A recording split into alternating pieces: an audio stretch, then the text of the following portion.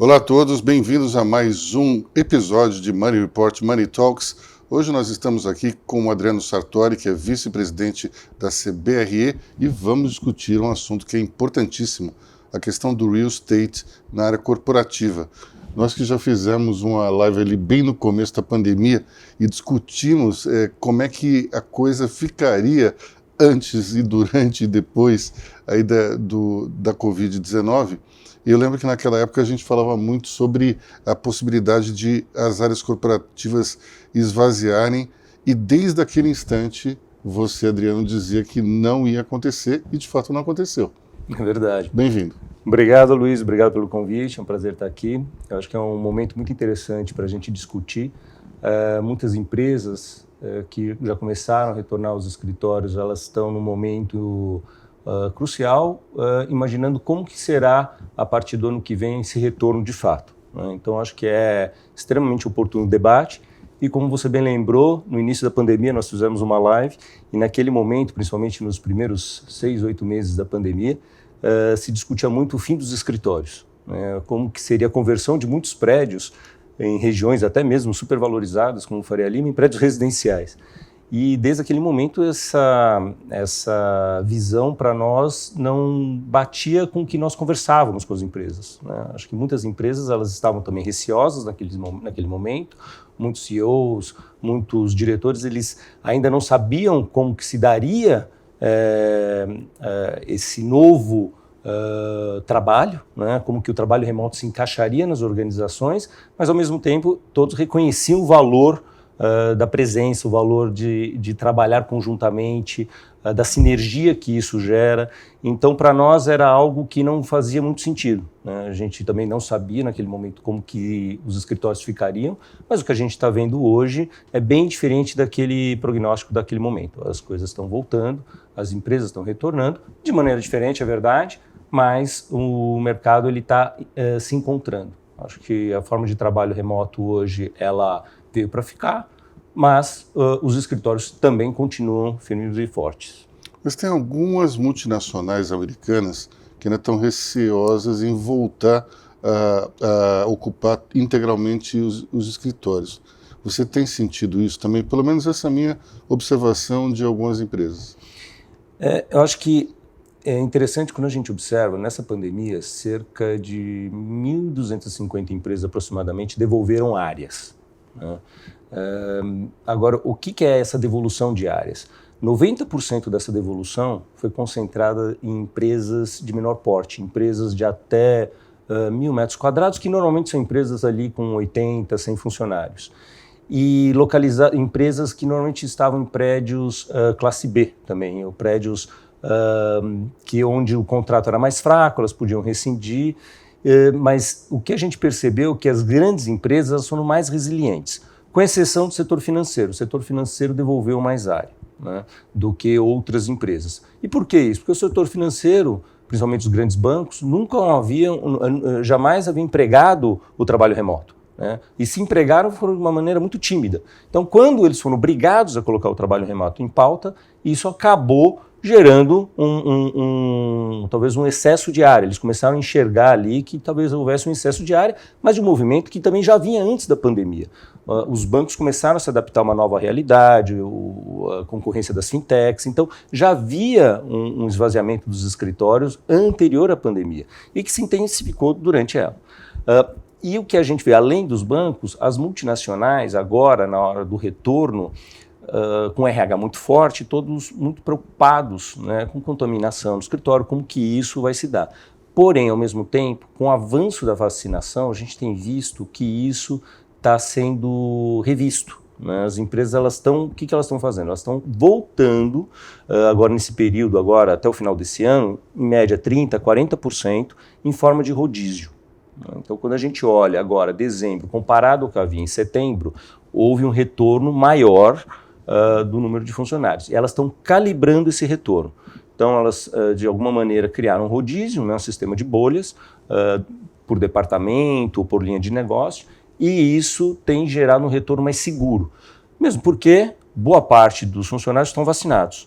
Então, tem que ter confiança. Se o colaborador não tem confiança, ele não volta para o escritório. E E do outro lado, a gente tem visto que os dirigentes eles querem esse retorno, né? Mesmo que o trabalho remoto seja empregado, estar presente no escritório favorece a cultura da empresa e a agilidade dos negócios. Eles começaram a ver muitas dessas empresas com as quais a gente conversa, e muitas delas também multinacionais, que agora já no final da pandemia já estava havendo uma perda dessa eficiência, dessa agilidade.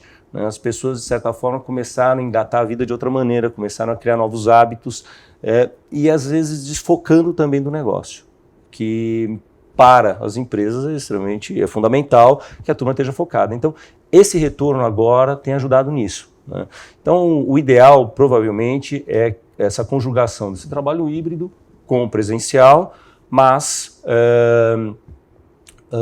com um retorno previsto aí, provavelmente, para o ano que vem, de 60% a 70% das empresas já estarem trabalhando. Pelo menos é esse o levantamento que a gente fez. Boa parte das empresas elas estão com essa previsão de retorno entre 60% e 70% já no início do ano. Agora você falou em rodízio, mas essa já é uma prática um tanto antiga, embora não tão disseminada no mercado corporativo, né? A Philips, por exemplo, eu lembro quando ela montou a sede nova, ela vinha já com um déficit de 30% das vagas, forçando um rodízio dos funcionários. Se não me engano, a KPMG e outras empresas também de consultoria seguem nessa linha, do tipo não fazer um espaço menor do que o número de funcionários para estimular que se vá mais ao cliente ou que se fique em casa. Essas empresas que já tinham essa cultura, isso aumentou com a pandemia? Bem lembrado, essa é uma prática que já existia antes da pandemia, principalmente nas empresas de consultoria, como você bem colocou. O benchmark era que elas conseguiriam economizar em torno de 30%, 40% da área ocupada fazendo esse sistema de estações compartilhadas, né? Ou seja, se você tem, vamos supor, 100 funcionários, você não precisa necessariamente ter 100 estações de trabalho, você pode ter entre 60 e 70 estações de trabalho. E isso foi implementado por várias empresas. Estas empresas hoje, não necessariamente elas tiveram uma mudança no seu hábito, porque elas já vinham utilizando desse esquema de trabalho remoto. Então isso já estava incorporado na cultura da empresa. Agora, isso a pandemia acelerou e disseminou para aquelas empresas, como eu falei anteriormente, o setor financeiro. Jamais havia empregado esse modelo. Então acelerou, acho que a pandemia ela acelerou um movimento que já vinha acontecendo. Não tem novidade nisso. Agora, para muitas está sendo difícil, de fato não é fácil. E depende muito da linha de negócio, né? Depende de uma mesma empresa, existem setores que estar presente é fundamental. Agora, aqueles trabalhos repetitivos, aqueles trabalhos que não necessariamente não são trabalhos colaborativos, né? Talvez estas linhas de negócio, dentro de uma mesma empresa, possam operar remotamente. Então, acho que é caso a caso, não existe receita de bolo. Eu acho que esse é fundamental, acho que esse é o princípio básico.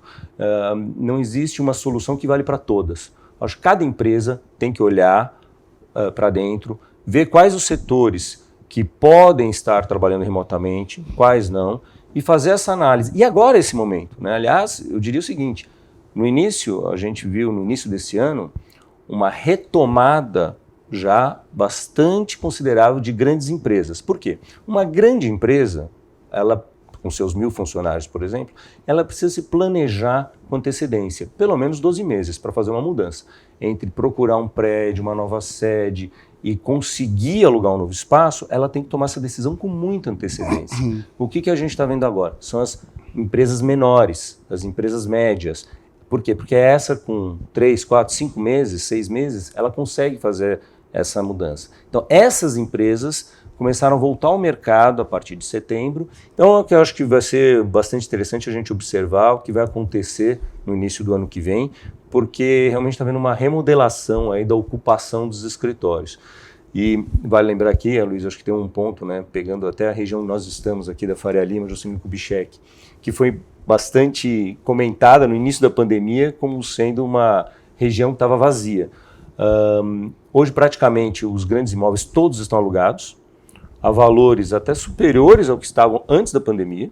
A busca por regiões centralizadas aumentou bastante, porque também é aquela facilidade, você descer e almoçar próximo, voltar sem necessidade de pegar o carro. Então, tudo isso valorizou muito essas regiões mais centralizadas e que deve se esparramar para as regiões mais descentralizadas. Por quê? À medida que falta oferta nestas regiões, como Paulista e Jardins, por exemplo, as outras regiões acabam sendo procuradas também, que é o que a gente está vendo hoje.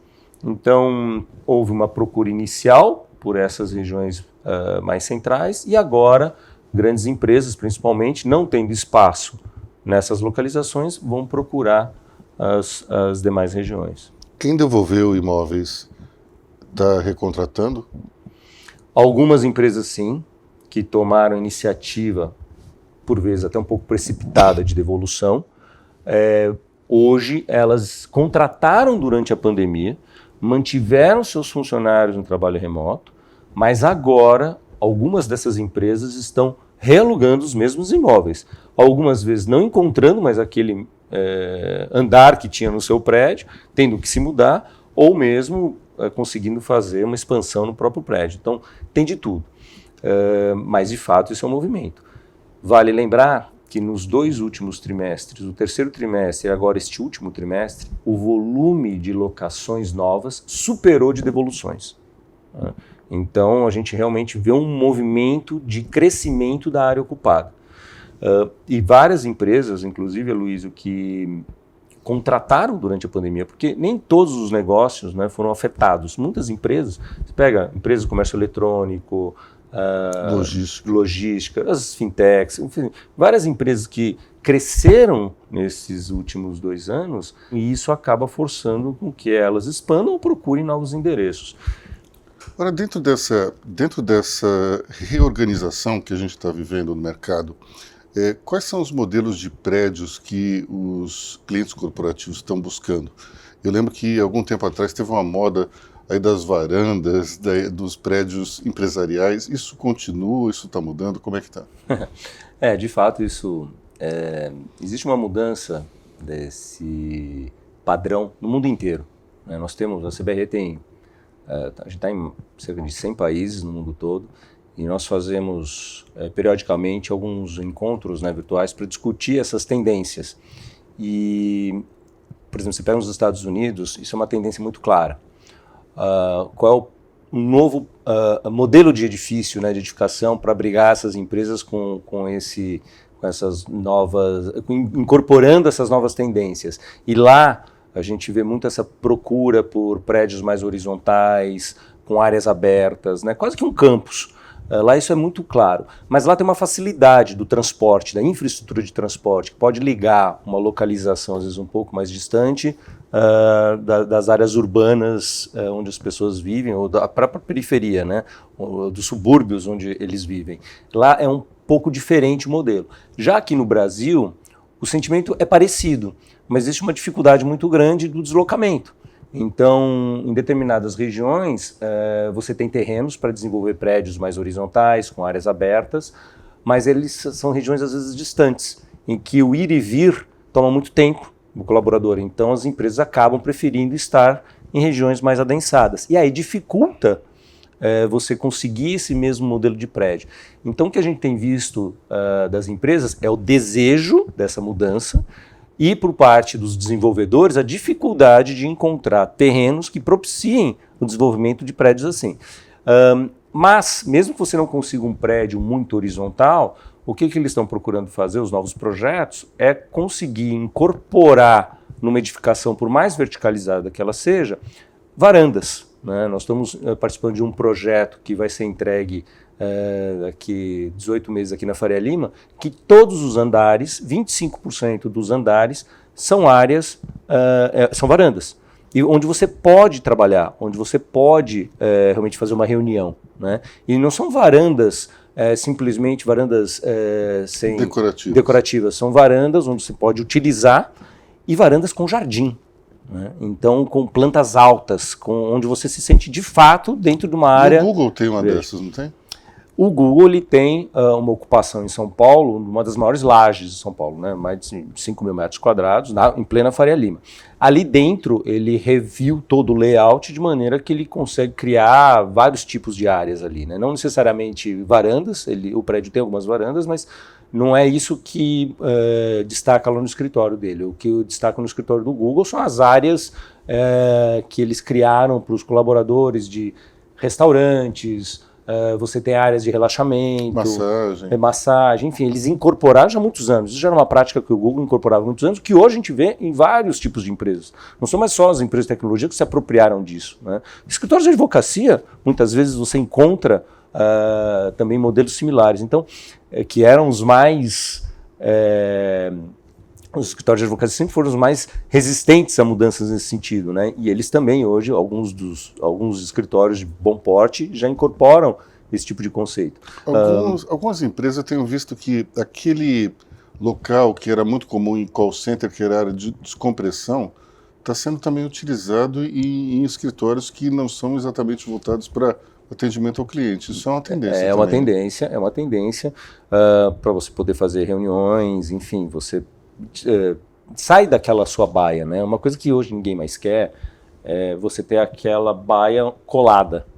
E isso até é um desafio para a empresa, porque ela tem que pensar que na volta dificilmente ela vai conseguir trazer o colaborador para um modelo pré-existente de baias coladas, de uma ocupação super adensada. Só para você ter uma ideia, no Brasil, uma média de ocupação em torno de uma pessoa para cada 5 a 7 metros quadrados. Nos Estados Unidos é de uma para cada 15, 17 metros quadrados. Então você realmente, no Brasil, tem empresas extremamente adensadas.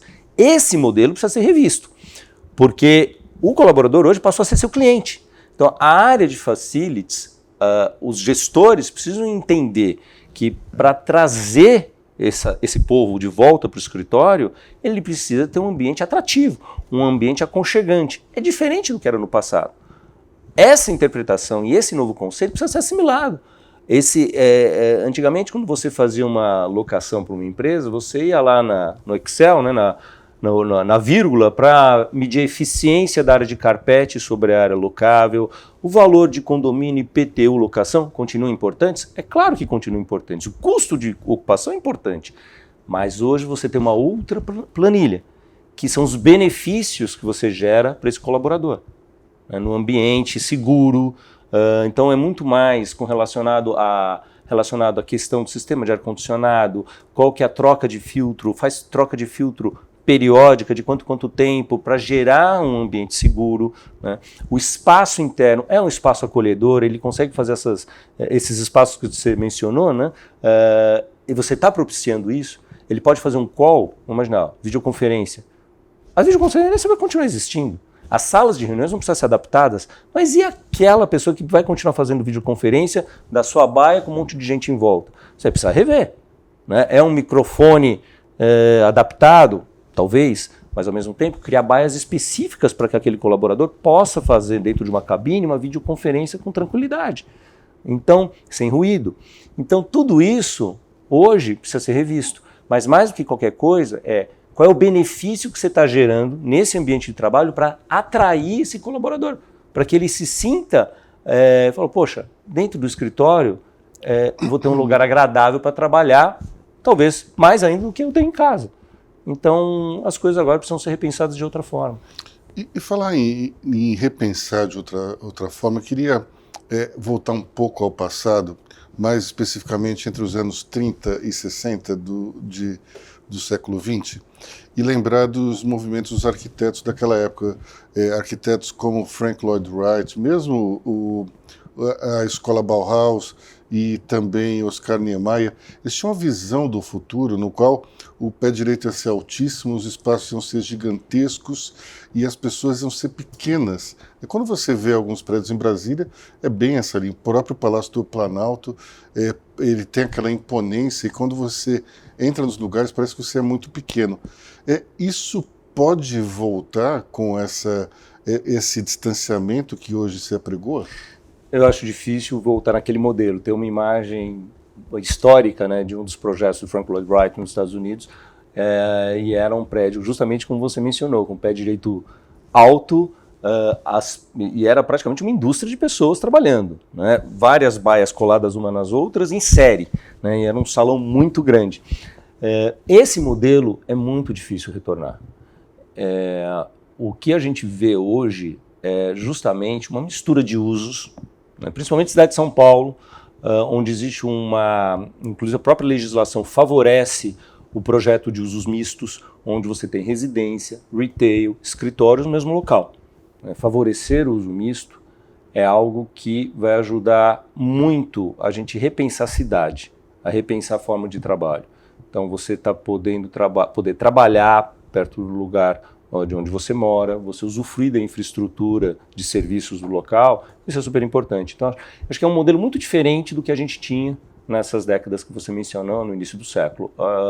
Existe realmente uma tendência mundial no sentido de você ter esses usos mais próximos, você ter essa infraestrutura mais valorizada.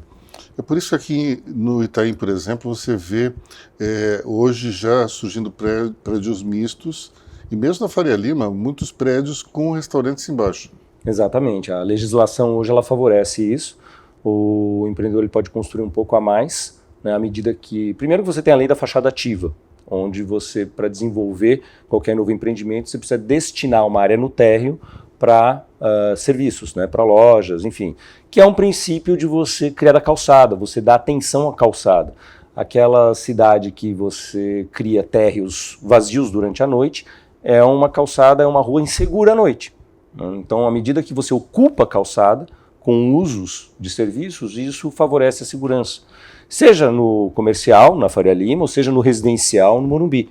Tanto faz. O importante é você ocupar a calçada, para que você não tenha espaços de muro, né, onde à noite ninguém quer caminhar, ou durante o dia mesmo, ninguém quer caminhar. Então é um modelo mais próximo do que a gente vê na Europa, em algumas cidades americanas também, dependendo do bairro. Então é uma cidade mais feita para o pedestre, né, e que favorece a segurança. Então tudo isso está ligado com a maneira como a gente trabalha, com a maneira como a gente vive. Então é uma mudança que nós estamos passando e que muitos estão atentos a isso e buscam localizações como essa. Não é à toa que localizações como Paulista e Itaim são as mais valorizadas, porque é onde todo mundo gostaria de ou morar, né? Boa parte das pessoas gostariam de morar ou trabalhar, porque você tem toda a infraestrutura pronta, que evita grandes deslocamentos. Em relação ao deslocamento, a gente vê que um dos grandes booms imobiliários aqui em São Paulo é na Zona Leste, mas não é exatamente um local onde as pessoas investem em imóveis corporativos. Isso pode mudar ou não? Eu acho que já está mudando. Eu acho que existem empreendedores na região da Zona Leste com essa visão. Existem pesquisas que mostram que boa parte dos moradores da região tem que se deslocar para a Zona Oeste ou Zona Sul para trabalhar. Ou para buscar, por exemplo, assistência médica ou para estudar numa boa universidade.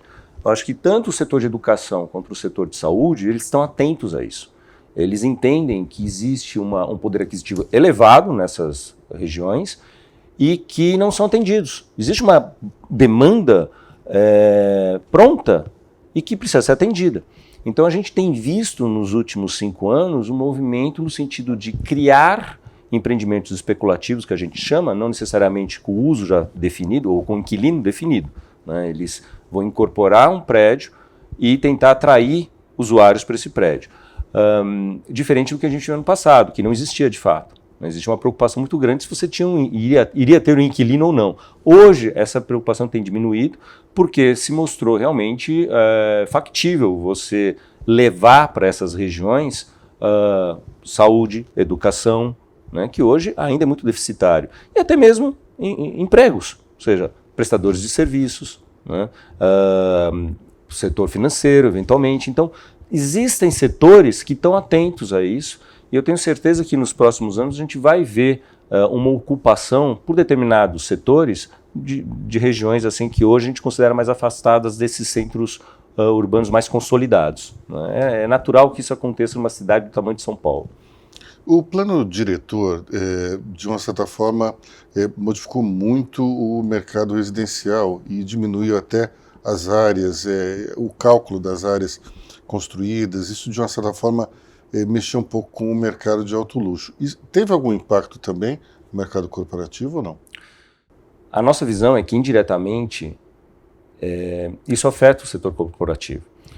Porque, à medida que o zonamento da cidade ele faz com que só as elites possam morar em localizações mais adensadas, que é isso que o zoneamento faz, Porque à medida que você não permite a cidade se verticalizar ou construir em bairros que ou já mudaram o uso, né, bairros ditos residenciais que hoje você anda, são praticamente comércio que ocupam as casas, não tem mais morador. Então, estes bairros que eventualmente poderiam ser adensados, hoje não são, fazendo com que apenas uma elite possa morar em São Paulo.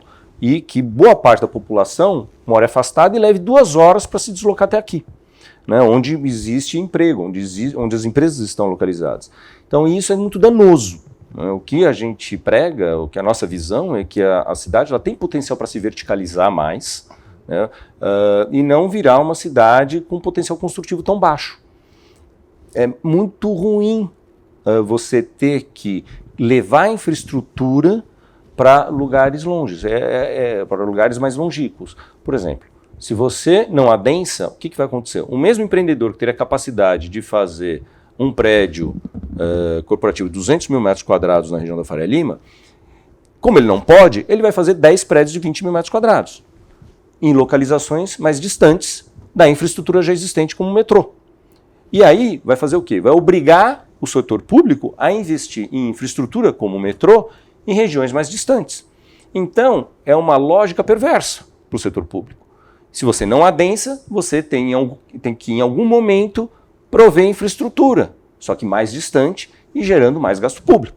Então, o ideal é que a cidade ela conseguisse adensar mais e criar e aproveitar essa infraestrutura já criada, de metrô, de ônibus, né, de trem e a própria infraestrutura de serviços que já existe. Então, é uma lógica perversa a que a gente tem hoje. Acho que isso deveria ser revisto como planejamento urbano para os próximos anos. Pelo menos é a nossa visão e é o que a gente vê funcionar em outros países também, em outras cidades que partiram para um modelo de verticalização, de adensamento. Todo mundo gosta de passear em Manhattan, todo mundo gosta de passear em Paris, em Londres. São cidades que são atrativas, cidades onde o walking distance é agradável, né? Mas não é por acaso, é porque elas são adensadas, e diferentemente daqui. Bom, falando em lógica perversa, a gente ouvia muitas pessoas falando no início da pandemia que o setor imobiliário, especialmente corporativo, iria passar por uma fase terrível e, na verdade, foi o contrário. Vocês tiveram 2 anos muito bons. Como é que você espera o ano que vem no teu setor? Olha, são vários... O setor imobiliário ele é muito amplo, né? Então a gente precisa dividir por nichos. O setor residencial ele foi muito bem durante a pandemia, principalmente pela taxa de juros. Acho que a taxa de juros é algo que define o mercado imobiliário. A taxa de juros muito alta acaba diminuindo investimento no setor. Então esse é o maior desafio para o ano que vem, sem dúvida nenhuma. Nós vimos que a alta recente dos juros já começou a prejudicar as vendas do setor residencial. Consequentemente, prejudica também a venda de terrenos. Por outro lado, você tem um setor de industrial e logístico que, com o crescimento do comércio eletrônico, principalmente no mercado durante o período de pandemia, cresceu muito. Então, praticamente tudo o que está previsto a ser entregue nos próximos 2 anos, praticamente metade, já existe um ocupante definido, porque os operadores logísticos eles querem já garantir uma ocupação futura, o imóvel ainda em construção. Então, esse setor cresceu bastante, advindo do crescimento do comércio eletrônico. O mercado de escritórios, por tudo que nós dissemos, é um mercado que teve uma queda de volume de absorção significativa em 2020 e 2021, porém, este 2021 nós vamos já fechar com um movimento contrário ao de 20, ou seja, é um movimento já de crescimento. Então a gente já vê um aumento na absorção dos escritórios, que é uma tendência que a gente acredita que ocorra para 2022 também. Então, várias empresas, como mencionei, contrataram durante a pandemia e ao regressar, elas vão ter um problema com falta de área. Isso a gente já constatou com pesquisas que nós fizemos em vários segmentos. Então a gente acredita que existe uma demanda represada para escritórios. É um mercado que pode surpreender em 2022. O que eu acho que é mais interessante que é o seguinte, todo ano de eleição é um ano complicado para o setor imobiliário, independente do setor, porque cria uma certa expectativa. E o empresário, o executivo, ele sempre tende a esperar um pouco para ver o que vai acontecer, né? Como a eleição vai se definir, para tomar decisão. Mas dessa vez pode ser diferente, porque esses dois últimos setores, industrial e logístico e escritório, acho que eles têm desafios dentro de casa que vão impulsionar o crescimento para o ano que vem. O comércio eletrônico, independente da eleição, ele vai continuar acontecendo, vai continuar crescendo. E o retorno das empresas, também independente do que está sendo previsto nas eleições, ele também vai continuar acontecendo. Então, eu acho que esses dois setores podem nos surpreender em 2022, contrariamente ao que a gente vê muitas vezes sendo dito por aí. Nós estamos bastante confiantes. Bom, vamos então terminar a nossa entrevista com essa injeção de otimismo para 2022 e nós voltaremos a esse tema porque é importantíssimo a gente ficar discutindo o real estate dentro do mercado corporativo, uma vez que as empresas elas têm que de fato se concentrar na sua cultura, na criação dessa cultura. Sem a convivência não existe cultura. Sem cultura, o propósito da empresa vai se perdendo e com isso os resultados vão minguando.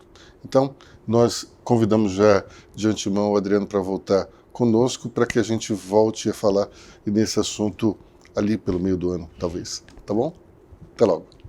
Até logo.